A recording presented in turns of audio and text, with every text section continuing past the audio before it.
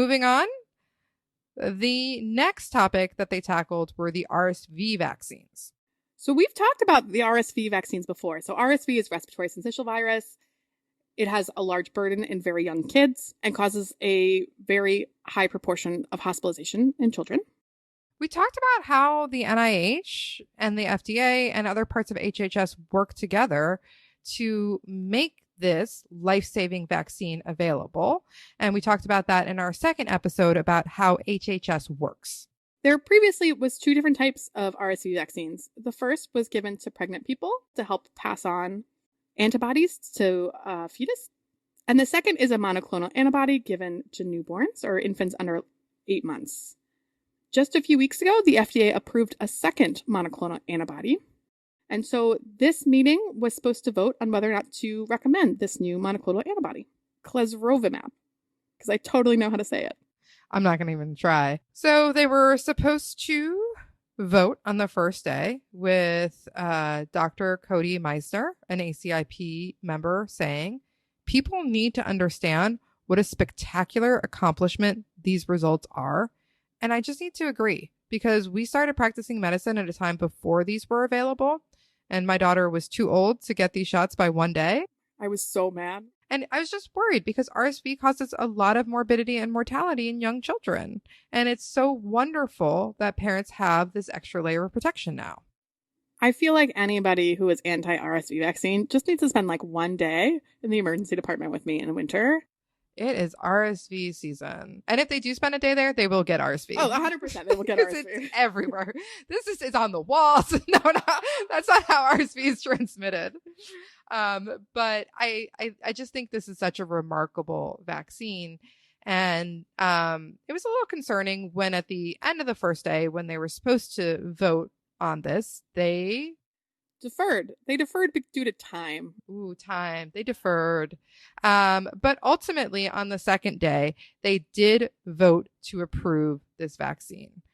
So they approved the use of this new clesrovimab to be used in infants younger than 8 months old, born during and entering the first RSV season. And they ultimately approved it for the Vaccine for Children program, which is the program that provides vaccine for more than 50% of children in the United States. While they approved the RSV vaccine, it felt like they were doing the right thing for the wrong reasons. So 5 people voted yes, but 2 people voted no. Dr. Levi made some statements that he needed to take the perspective of a parent and not a scientist. What would he feel like if we were telling him to do this for his children? He has 6 children, and he made statements saying that if my child was not healthy, they were born prematurely, they had congenital cardiac disease, like absolutely. But if I have a healthy child, I don't think I'm ready to say yes yet. And we need more science, we need more data. And he kept advocating for different types of trials. And so he voted no. Oh, I mean, there's more science, the more data. Like, the science is right there. They just shared it. It is remarkable results. If you can't see that, like, I don't know. And then the second person who voted no was Dr. Pebsworth.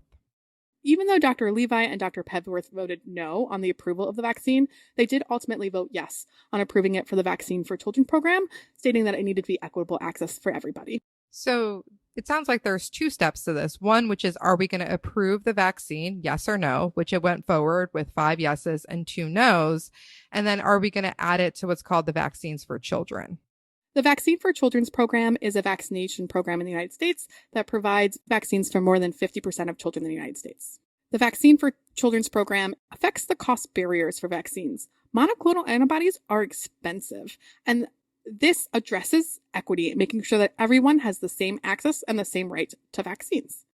So even though these 2 members didn't think this vaccine should be approved, once it was approved without their support, they decided that it would be important for equity to make sure everyone could get it.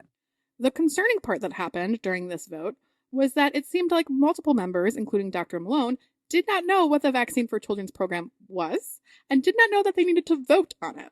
Oh, fun. It's good to learn on the job. Fun. So fun. I mean, I didn't know what it was, but I'm not an ACIP member. That's 2 very different things. When you're an ACIP member and this is part of your job, you should at least know what it is. It makes me concerned about the qualifications of these members, that they were handpicked, and that they're kind of ultimately unqualified to make vaccine policy decisions for our children when they don't even know about the program that provides vaccines for more than 50% of children in the United States. So overall, while they made the decision to approve this new RSV vaccine, which is very exciting, the whole discussion and the way that this was approved felt like an effort to build distrust into vaccines. It felt like it wasn't a big win for vaccines in America. Like the AAP, the American Academy of Pediatrics, have said, don't be fooled by their vote to approve this vaccine.